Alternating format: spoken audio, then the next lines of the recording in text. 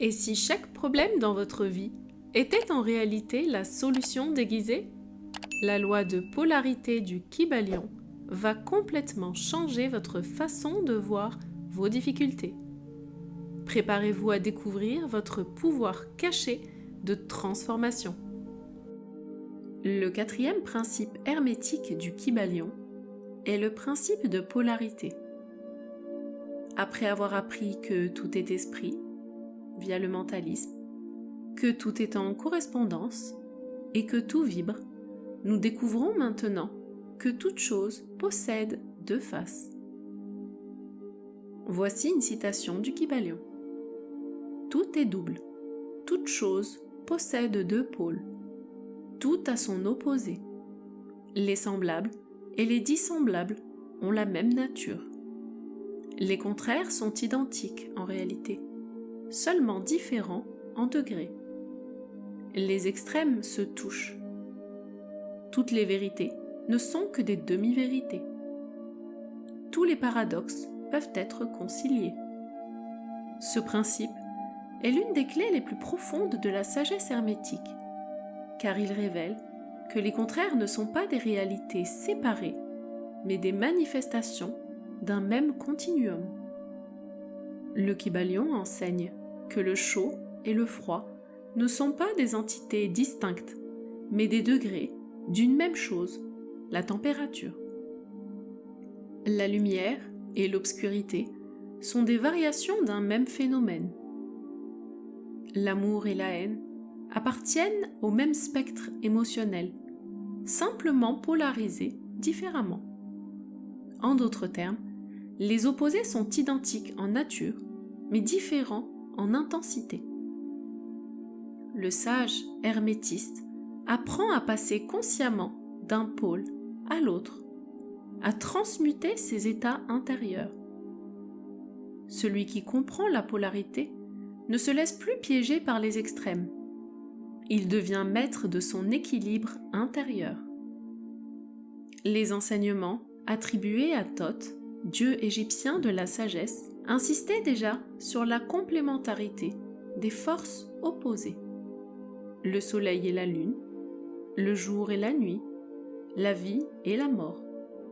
L'Égypte représentait ces principes dans ses dieux jumeaux, Isis et Osiris, Seth et Horus. Dans le Corpus Hermeticum, Hermès explique à That, son disciple, « Les choses contraires naissent ensemble, et ce qui est séparé s'unit à nouveau dans le tout. » Les anciens savaient que la polarité n'est pas une lutte, mais une danse cosmique. L'un ne peut exister sans l'autre. On retrouve le principe de polarité dans presque toutes les traditions. Dans le taoïsme, le yin et le yang symbolisent l'équilibre des opposés. Dans la Kabbale, l'arbre de vie illustre l'équilibre entre la rigueur, Gebura, et la miséricorde, Chesed. Dans le bouddhisme, le milieu est la voie de la libération, entre ascétisme extrême et indulgence. En alchimie, la transformation s'opère dans la conjonction des opposés. Soleil et lune, soufre et mercure par exemple. Dans le christianisme, Dieu fait lever son soleil sur les bons comme sur les méchants. Matthieu 5,45. Ceci rappelle que les polarités sont contenues dans l'unité divine. La science contemporaine confirme aussi cette loi universelle. En physique, toute particule a son antiparticule. Les aimants n'existent pas sans la polarité. En biologie, la vie se déploie dans des équilibres polaires. Systole, diastole. Inspiration, expiration. Excitation, inhibition. En psychologie, Carl Jung a développé l'idée des polarités psychiques, conscient et inconscient, masculin, féminin, introversion et extraversion. Enfin, en sociologie, les sociétés oscillent entre conservatisme et révolution, ordre et chaos, autorité et liberté. La polarité est la structure même de l'existence. Voici une parabole hermétique. Un disciple dit « Maître, je suis perdu entre l'amour et la haine que je ressens. » Le maître prit un bol d'eau froide, puis un bol d'eau chaude, et y plongea ses mains. « Sens-tu la différence ?» demanda-t-il. « Oui, répondit l'élève. Alors le maître mélangea les deux bols dans un récipient unique. Voici la vérité. Le chaud et le froid sont la même eau. C'est ton esprit qui les sépare. Les applications du principe de polarité. Dans la partie des émotions, par exemple, on peut prendre la peur et le courage, qui ne sont pas deux réalités séparées, mais des degrés présents sur un même axe. On peut transmuter l'un en l'autre en changeant de polarité. En ce qui concerne les relations, l'amour et la haine sont deux pôles d'un même lien. Comprendre cela aide à transcender les conflits. En santé, il y a aussi les polarités en ce qui concerne l'attention ou la détente, l'activité et le repos, ainsi que les équilibres qui peuvent être en excès ou en carence. En spiritualité, transcender les opposés pour trouver l'unité intérieure constitue la base de toute la recherche spirituelle. Thoth Hermès savait maîtriser la polarité, qui est une porte vers l'unité.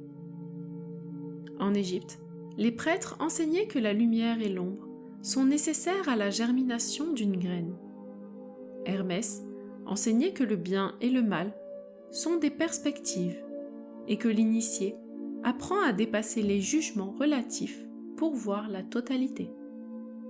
La véritable maîtrise consiste à reconnaître l'unité sous-jacente et à se placer au-delà du jeu des extrêmes. Si cet enseignement résonne en vous, soutenez Temple Intérieur en vous abonnant et en partageant cette vidéo, afin que d'autres puissent découvrir ces lois sacrées. Voici des affirmations sacrées à répéter chaque jour pour intégrer le principe de la polarité. J'accueille les polarités comme des aspects d'une même vérité.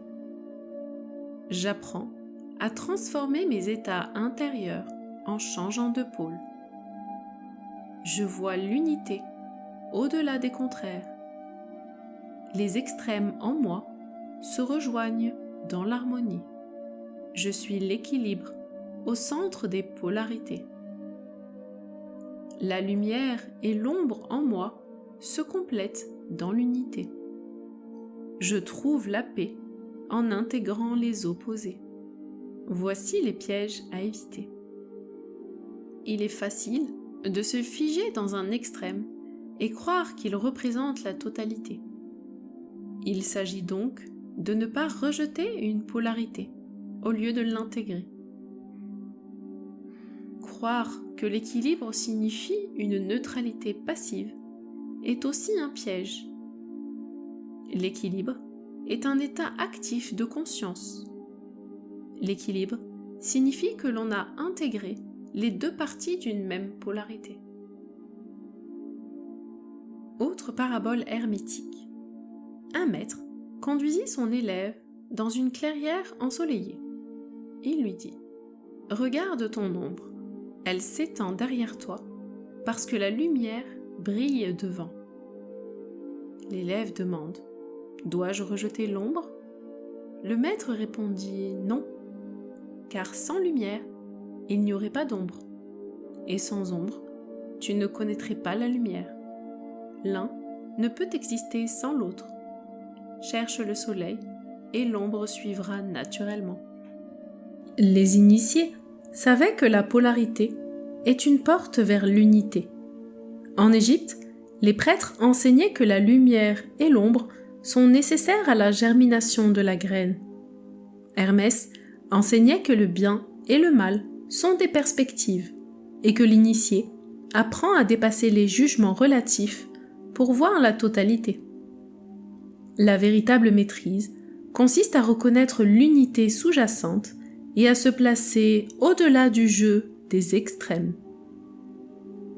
Le principe de polarité éclaire aussi des réalités modernes.